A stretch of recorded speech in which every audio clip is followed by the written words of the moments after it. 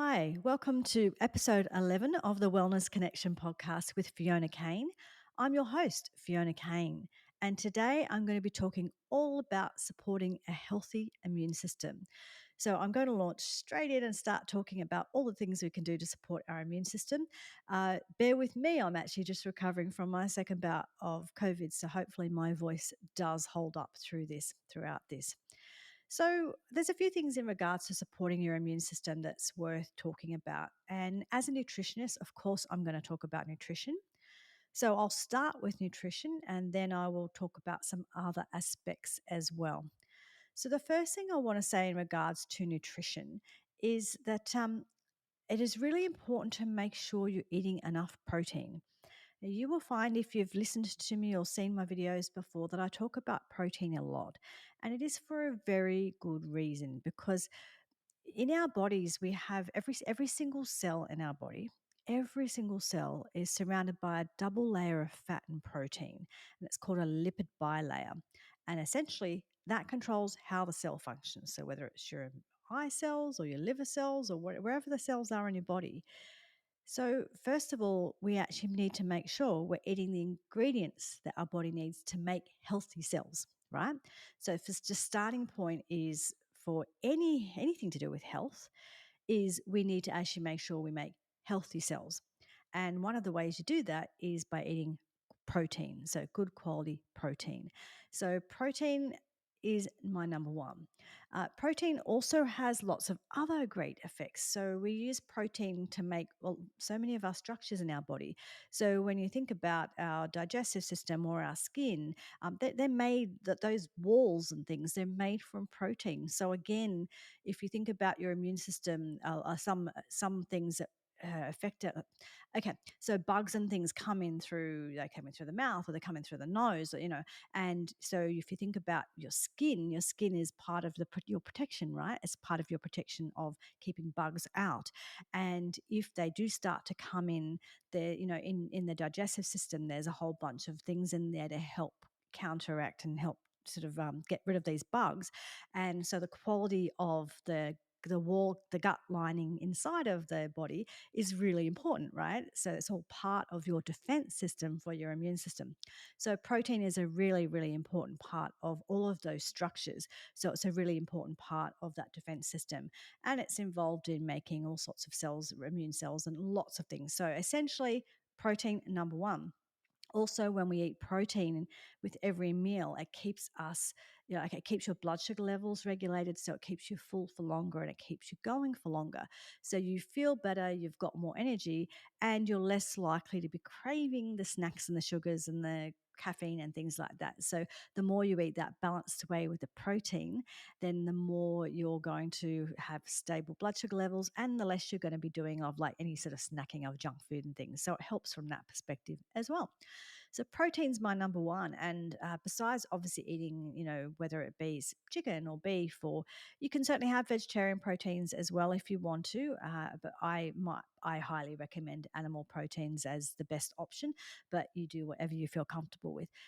And a way of doing this too is like, I will have, a soup or a stew or something like that. And if you cook a soup or a stew, put the bones in there when you're cooking it because there's all the nutrients in the bone, and all those nutrients are a really important part of building a healthy body and healthy immune system. So, use the bones when you're cooking these things and get all of the nutrients out.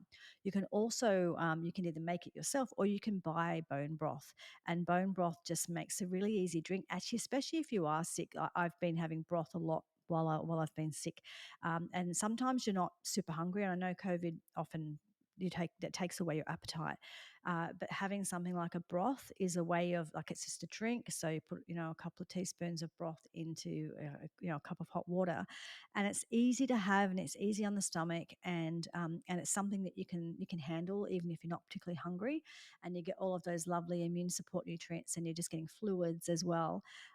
So yeah, bone broth's a great. For that, whether or not, and you can use veggie broths as well, but whether or not but bone broths really are very nutrient dense. But whether it's just something to support you while you're not well, or something to help you stay well and to not get sick, but bone broths are really, really powerful like that. So protein number one. But the next thing I'll say, I was just touched on the veggies, is just all of to feed your microbiome, which is all the, the bugs in your gut. And your microbiome is a big part of your immune system. So it is important to feed that. And we actually do feed that with carbohydrates. In particular, when you think of it, you think of all of the colors of the rainbow carbohydrates. Obviously, naturally colors of the rainbow. I'm not talking about stuff that comes out of a packet, like snakes and things. I'm talking about, broccoli and carrots and cucumber and capsicum and so all the different colors of the rainbow. So essentially, when we're eating fruits and vegetables that are all the different colors of the rainbow, we are feeding our microbiome. And the other thing that, besides the fact that you're feeding all those gut bugs and sort of so you're getting this lovely gut bugs that can support your immune system, also, when you think about all of those foods and all of those colors, they've got vitamin C and bioflavonoids and antioxidants and all sorts of nutrients in them as well. So you've got all of these lovely nutrients that are in the vegetables. By the way, too, the meats also have other nutrients in it besides protein. So they've got all the minerals and things like that. So thought it's just worth mentioning that. So I'm not saying only one of them has nutrients. Both vegetables and meat have nutrients, and they have different nutrients. But you certainly know you've got a lot of those antioxidants and bioflavonoids and things like that, vitamin C's. When you see all of that color, so certainly having all of the colorful vegetables also is great. You've got all of those amazing nutrients, plus you're feeding your microbiome, which is going to support your immune health. So we've got your proteins and things like your bone broth. We've got all of your colors of the rainbow, fruits and vegetables, which again is why I say broths and soups. And in winter in Australia, it's we're in winter now. I know this. There's people who watch this all over the place, but in Australia it's winter, and certainly that's the season where we've really got to make sure we look after our health and support our immune system even more. And that is why kind of things like soups and stews and things like that. And you can use all your leftover veggies from the week that you haven't used to make sure that they all kind of get used up, and you can make big batches and put a whole bunch in the freezer. And then you've also got simple meals to use if you do get sick as well. So you're going to be eating something that's going to support your immune system and help you get better as well. So we've got proteins, and we've got the rainbow, all of the different rainbow of fruits and vegetables.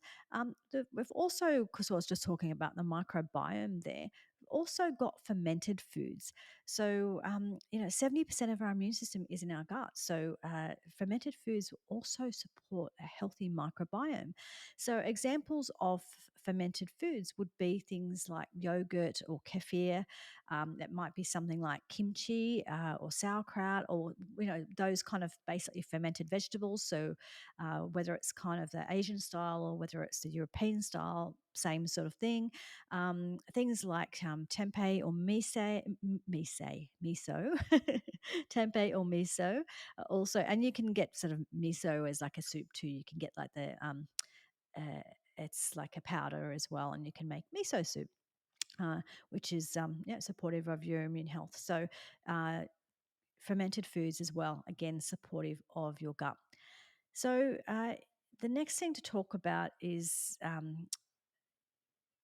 fats. So fats and oils. So it is important that you eat good quality fats and oils. And so that means essentially either the fats and oils that naturally come in real food, as in the fats and oils that come in eggs and nuts and seeds and meat and fish and that kind of thing. Or it's the fats that, like olive oil, cold pressed extra virgin olive oil, or butter, real butter, like just the hard rock hard butter, or fats and oils that come in dairy or in cream or cheese or that kind of thing. So essentially, anything that's just naturally occurring that comes in that food, avocado, right? So they're all really healthy fats. And it's important to avoid the fats that actually are kind of damaging and harmful to our health. And so that includes a lot. It's the seed oils and vegetable oils. So it's the canola oil, the cottonseed oil, sunflower oil. Sunflower oil is all right if it's kind of like a cold pressed kind, but what we see mostly in junk foods and things is not it's stuff that's been heated over and over again. And I certainly would always go for olive oil over sunflower oil anyway. But yeah, anyway, hydrogenated oils, partially hydrogenated oils. Basically, it's the stuff that's in junk foods. The stuff that's in junk foods, the stuff that's in deep fried foods, and um, and just poor quality oils. So just really stick with nature's sort of natural, good quality oils. Kind of like if your great grandmother would recognize it as food, she's probably right. And so just real good quality oils, as opposed to, so the good quality oils are like have antioxidants and they're really supportive of your immune system, and they contain healthy, they contain nutrients, like so egg yolk contains vitamin A, which is really important for your immune system.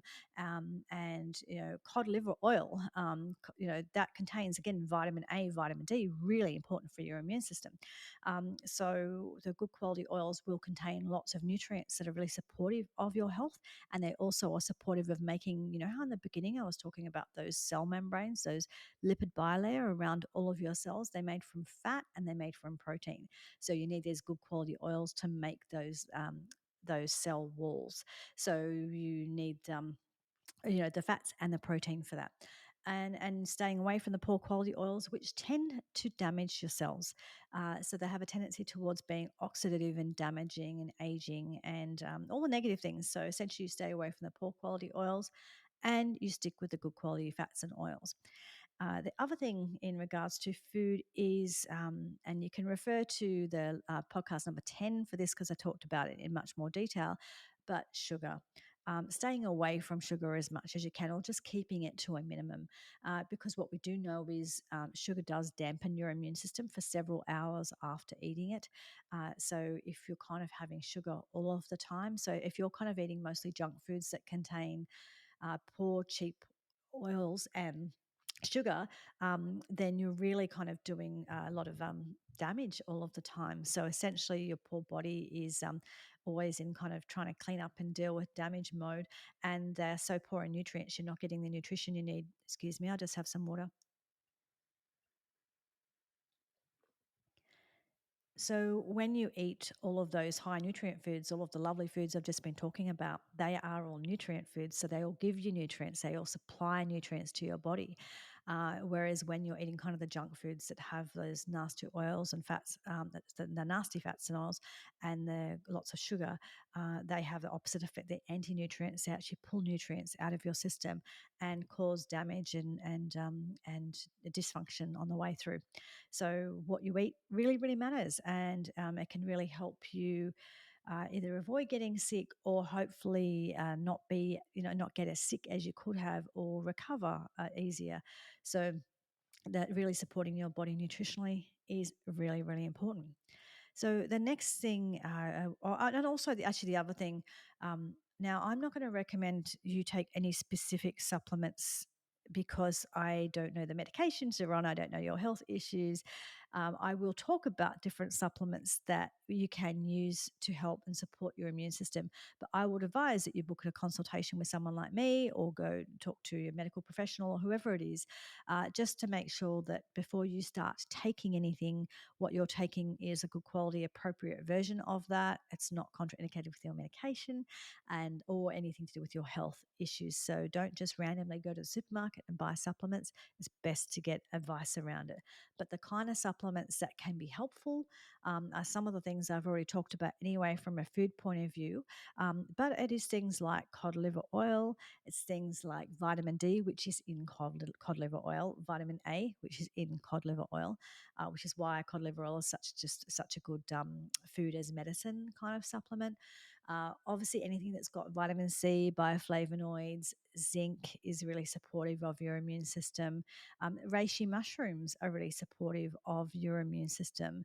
So they're kind of some of the supplements that can be useful. But in my opinion, trying to get them as much as you can from your food is a really, really good idea. And if you're kind of having the meat and the bone broths and the veggies and stuff, you'll be getting all of those as long as your gut function is good. But it doesn't hurt to boost with some of those as well, but just to do it in a safe way for you.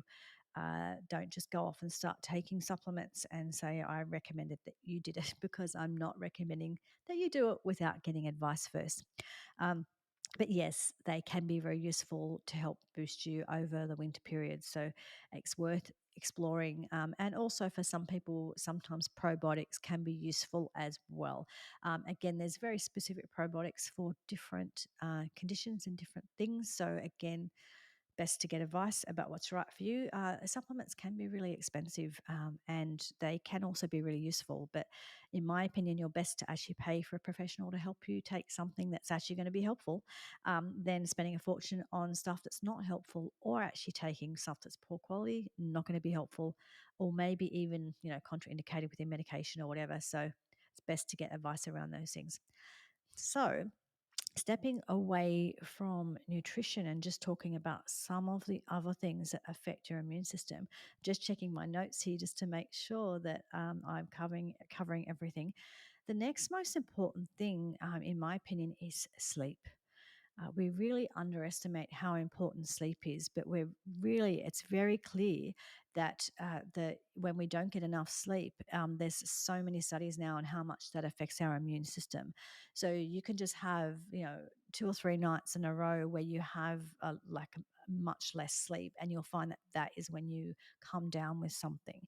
And I've seen it all the time in people around me, and they start sort of saying, "Oh, I'm really busy at work. I've got to stay up all night and get this work done, whatever it is." And I said, "Well, be careful. You really, your immune system is going to be so down at the moment. You're just going to be open to everything." And I see it happen all the time that they within a couple of days, they come down with something.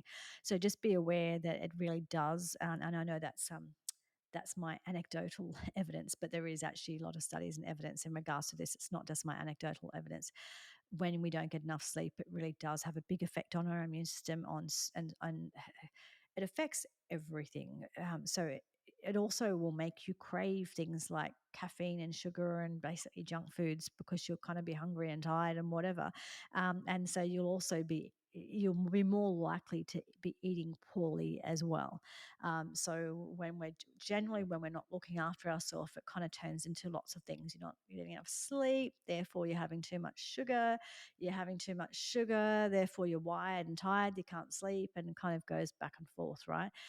So essentially, once we start neglecting our health in one area, it often ends up adding up and being in a few different areas, and it all just pushes, it just all supports each other, sort of thing. So the sugar supports the poor immune system, the lack of sleep supports the poor immune system, and they work together, because you crave the sugar because you haven't had enough sleep. Then you might not sleep well because you've had too much sugar, so or caffeine, right? So it just goes around and around and starts causing the same thing over and over again. So it is really, really important to understand how important sleep is. What we do know is, a lot of regeneration happens overnight. A lot of detoxing happens overnight. There's lots of processes that your body does overnight that it won't get to do if you're not getting regular sleep. So it's really, really important to do whatever it takes to really create a way for you to get some sleep. And part of that is actually also getting light during the day. So to have some sunlight during the day where it's available. I'm not telling you to go out and sunbake for hours or anything, but just having some natural light. Go outside for 5 minutes and be in the natural light, and let the natural light get into your eyes. I'm not telling you to look directly at the sun, but I'm just telling you to be out in the natural light. Or even if you're just driving a car or whatever, take your sunnies off for 5 minutes and get that natural light into your eyes, because it's part of how your body makes melatonin, which you need for sleep. So getting that natural light during the day is actually what allows you to sleep at night. But also then in the evening, obviously it's the opposite. So making sure you've got the dark in the evening. So we need both the light during the day, the natural light, and we need the dark during the evening for that whole melatonin circadian rhythm thing to happen in our body that will promote healthy sleep. And guess what else you need for healthy sleep? Protein, because protein is also how you make melatonin. So yeah, it always comes back to protein. Everything always comes back to protein for me, because it's true, because it does always come back to protein. So the other thing too, being aware that alcohol, we often use alcohol to get to sleep, but it actually has a stimulant effect. So it does help you get to sleep, but a few hours later, it will actually wake you up. So just be aware that that's not really a solution. Alcohol to get to sleep is not really a solution because you'll get to sleep, but you'll wake up a few hours later and it will really interfere with your detoxification and all of that kind of stuff. So the other thing to be aware of in regards to, and this is one I actually find really tough in regards to your immunity, is stress. Stress affects everything or can potentially affect everything. Language is important around that. I've talked about that in some other podcasts. I will talk about it a little bit again too. But it is important that we manage our stress the best we can, because certainly when we're feeling really, really stressed, there's lots of processes that can happen in our body that essentially will affect our immune system and make us more open to catching bugs and things like that. Also, again, it's one of those things go together. So when we're feeling more stressed, we're more likely to be not getting enough sleep, not looking after ourselves, not exercising, not um, not eating well, craving junk foods or whatever it is. So, and then they all contribute to the health, right? So it's sort of like it's kind of one of those things. Lots of things go together. So when you are experiencing stress, it's still really important to eat well, even if that's just making sure you drink a bone broth sometimes and drink plenty of water. If that's all you can do that because it's still doable. But yeah, when we're stressed, there's basically based on one, just the physiological reactions of stress, but also our behaviors when we're stressed or what we might be drawn towards or other issues that come up will all affect our immune system as well. So it's just important to do what you can to manage your stress, to remind yourself that you're safe, because we usually are. Most of the time you are safe, and to still make sure you're eating well, looking after yourself, exercising, or as much of any of that that you can do to really look after yourself, because stress really does impact on our immune system. And I know it's easier said than done, but it's just do what you can do. And I've got some other episodes that are more about stress and more about those things, so you could learn a bit more by tracking back over some of those episodes. But it's just do what you can do to manage your stress and manage your health around that time. It's really, really important. So I'm just going to check my notes because I think there's a couple of things I've missed here. So another thing is, I kind of briefly mentioned it there, but exercise. Exercise is an important part of building a healthy immune system, and exercise also just helps us. Like you sweat things out. You get rid of toxins, so it helps your bowels move. So things things move naturally out of your body as they should. You sweat things out, so things get out of your system that way. I would argue that you get emotional things out too. So that's a really good thing to just get stuff out of your system. Essentially, exercising helps things move, helps get stuff out of your system, and really supports a healthy immune system. Now, I would say the only caveat to that is just be aware. Sometimes people over exercise, and that can actually have a negative effect on your immune system. Or if you are sick, if you come down with something and you're fighting something off, that is not the time to go hard at the gym. Like, you may want to go and have some gentle walks or do some yoga or stretching or whatever feels like it's appropriate. But going hard at the gym when your body's fighting something off or when you're sick, that's actually just going to reduce your immunity. It's not going to support it. So just be aware that it's one of those things that exercise actually in general does support your immune system, but beware of caning yourself when you're sick. It has the opposite effect. It's going to make it harder for you to recover, not easier for you to recover. So, um, so yeah, there's two other things, and the other thing is too, just water. Just remember, drink plenty of water. Again, it's part of that, just flushing things through. And when you're sick, if you're getting lots of fevers and stuff like that, you need to replenish those fluids. So just ensuring that you get plenty of water and broths and things like that, just to keep everything moving through.